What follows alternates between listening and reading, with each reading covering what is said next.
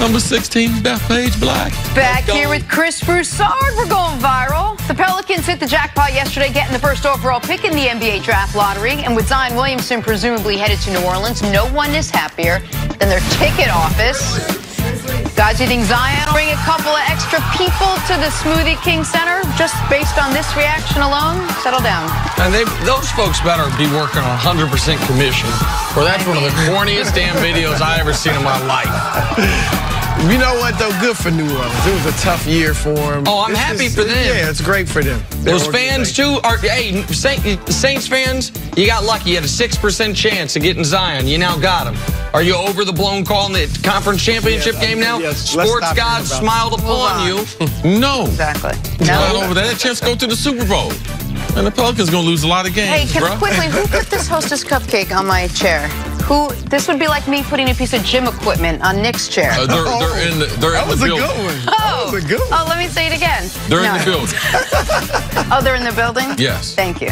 I'll just Who admire are you blaming from for your afar. lack of professionalism for your dirty workstation? Who put this medicine? Advil. It's Advil. Okay. But there's a...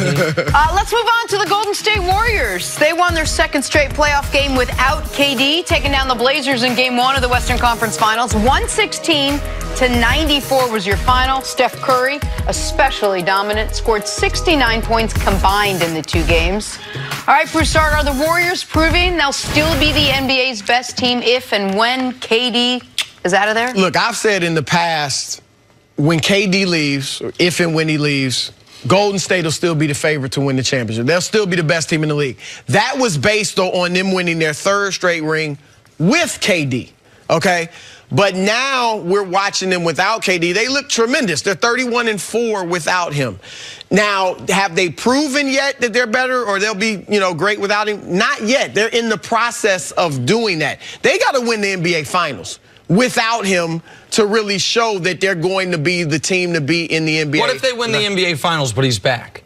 Yeah, the question will still be out there because now we were wondering, can they go back to what they were before KD got there? Now, for the last two games, they've been able to do it. But can we, so the questions will be there if KD comes back and plays. But let me say this. The question was, are they better without him? Obviously, he's arguably the best player in the world. If they are better without him, they're 31-4. That's a 73-win pace, which they did, obviously, without him.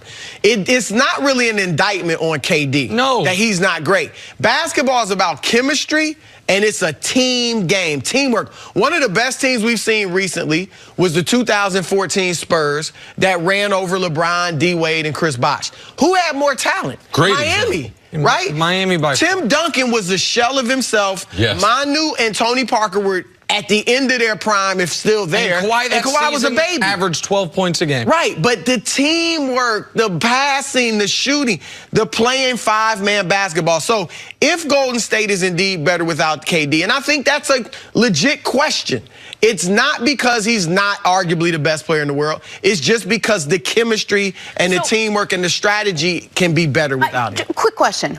We keep talking about it. It's Kevin Durant, and then it's the rest of the team. Why can't they find a way to mix him in so that they have for the most part? They have for the most part. I mean, they obviously won the last two championships, and I think he's fit in a lot better than, say, a LeBron would have. But the record with him in there and Steph Curry is obviously vastly different. But listen, let's just do this, okay? Let's not make this too complicated, all right? Athletics is always better with great talent. Now, they have a great system, and they have a good coach. So for us to think that Golden State is better without Kevin Durant, it's impossible. Because when their offense gets bogged down, he's the answer. We saw in last night's game, their offense wasn't spectacular. Portland didn't have a great game plan.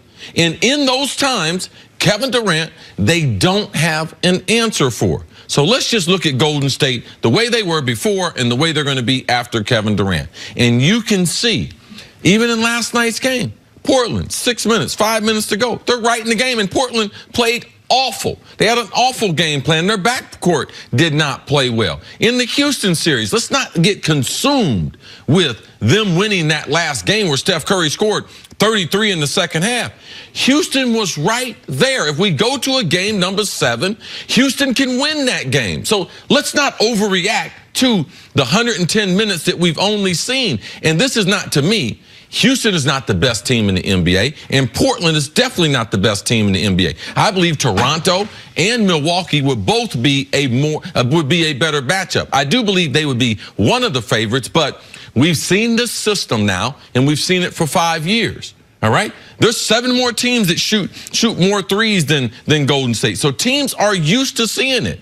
They have less bench, and they have less veteran players that they used to be able to do. So I don't care what the record was without Kevin Garnett. I don't care what kind of stats you guys say. When I watch the games, these NBA teams are right at their heels. And if they play good basketball, they will lose. All right, so but those teams were at their heels even with KD. Yeah, I mean, those teams, the Rockets took them to 7 last year. But they got different gears they can go to. They have different pitches they can throw. But when you say you add more talent, you instantly get better. I think, let's look at it like this. The 73-win Warriors, which I know is not the team they have now, but take that team.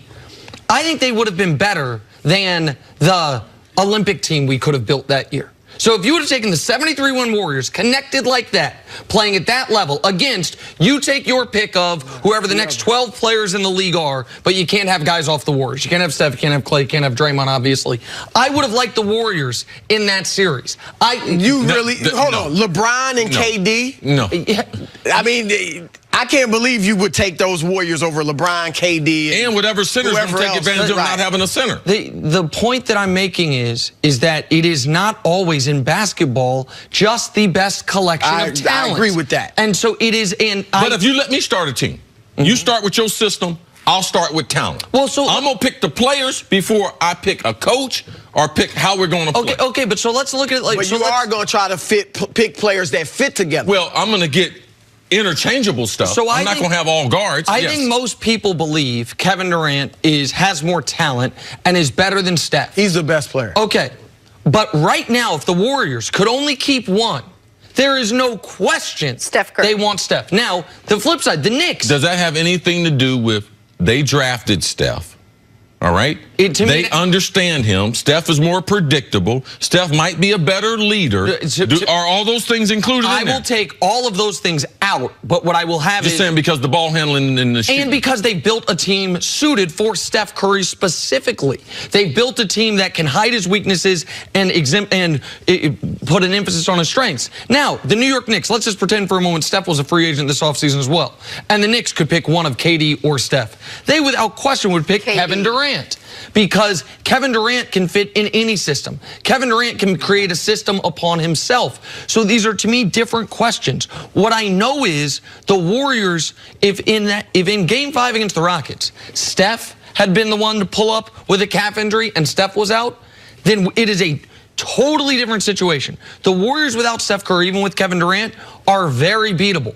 Right. The Warriors without Kevin Durant, as long as Steph is out there, it takes a lion's effort to have a chance to beat them. And I understand they did cut it to 9 last night, did Portland in a bad game, but Portland never was closer than that. Portland led once. They led 5-0, and the Warriors led the rest of the way. To me, they were in firm control of that basketball game. So I do believe the Warriors will be the favorites out west next year without Kevin Durant. Now, I think Milwaukee's going to win the title. Well, the only question is in the league. You're right. They'll be the favorites in the West. And so Milwaukee, to me, could be better than the Warriors with or without Kevin Durant this very season. But out west, the Splash Brothers plus Draymond will go into the season next year, in my eyes, as the favorites to come out of the West for a 6th straight year.